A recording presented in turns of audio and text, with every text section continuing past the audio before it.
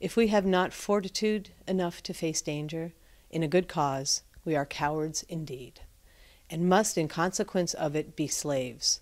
Liberty and property, or slavery and poverty, are now before us, and our wisdom and fortitude, or timidity and folly, must terminate the matter.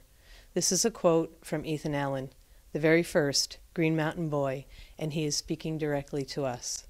From across the centuries, he is telling us we have a choice: to stand up for our freedom from this unjust and inappropriate burden of diminished values for our homes, our health, and our quality of life, or fall to timidity and folly by not speaking up for this injustice, and be doomed to live in slavery to the F-35s and their damaging impacts and the poverty it will bring to the affected areas.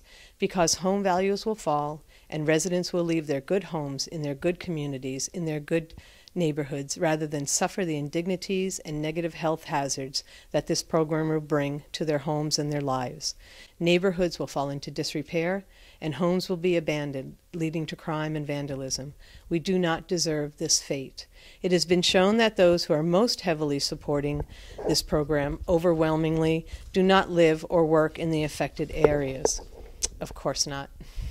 No one should be surprised to know that Senator Leahy, his in-laws, the extended Pomerleau family of multimillionaires, Senator Sanders, Representative Welch, Frank Chaffee, and Tom Torty all live in areas that will not be negatively impacted by the damaging noise impact of the F-35s, and some live so far away they may never even see them flying near their homes. Of course, it's easy for them to pass judgment on what others must be subjected to when they themselves will suffer no such impact.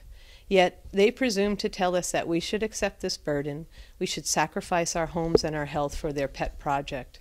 They try to diminish the effect of the noise of the F-35s by comparing it with machines used in our everyday lives. But here's the difference.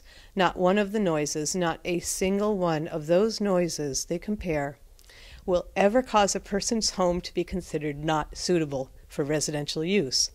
This is the greatest indignity of it all. Our homes are our refuge, our castles, and they are the bedrock of our lives. And yet, that is just what their actions will bring if we do not oppose the basing. Thousands and thousands of homes, as many as 5,000 homes in Chittenden County, will be designated as unsuitable for family lives. Thousands and thousands of people, the latest projections are that almost 10,000 people will be living in homes that will not be considered suitable for family life. What an affront. These 10,000 residents of Chittenden County are people that are our neighbors, our friends, our co-workers, and our family members. They are people who are already living here, who have raised or are raising their families here, and who pay their taxes and who support their communities. They are good, hardworking, everyday Vermonters. They are valuable assets to the prosperity and livability of our cities and towns, and yet they mean nothing to those elitists who will throw them under the wheels of this runaway train called the F-35 in exchange for their own personal profits and desires. Why do 10,000 Chittenden County residents mean less to these elected officials and multimillionaire real estate moguls than the few potential taxpayer-funded jobs that might come with the F-35s? In fact, if only 18 of the F-35 stealth bombers fighter jets are based here, then VTANG will actually lose jobs, according to Major General Doobie.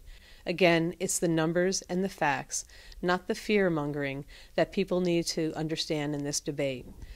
In numbers unprecedented in any other area of the country, Vermont residents have responded to and told the Air Force that they do not want this program and its negative impact on exponentially more civilian residents and their homes than any of the other states being considered in this round of basing. To understand this, Burlington received a perfect 10 in the environmental section of the scoring, meaning few residents or homes would be affected, when in fact, according to the basing sheet, it should have only earned a 4. We need to make the United States Air Force help us understand what kind of arithmetic was used to make 3 + 1 = 10, and to give our state a preferred ranking.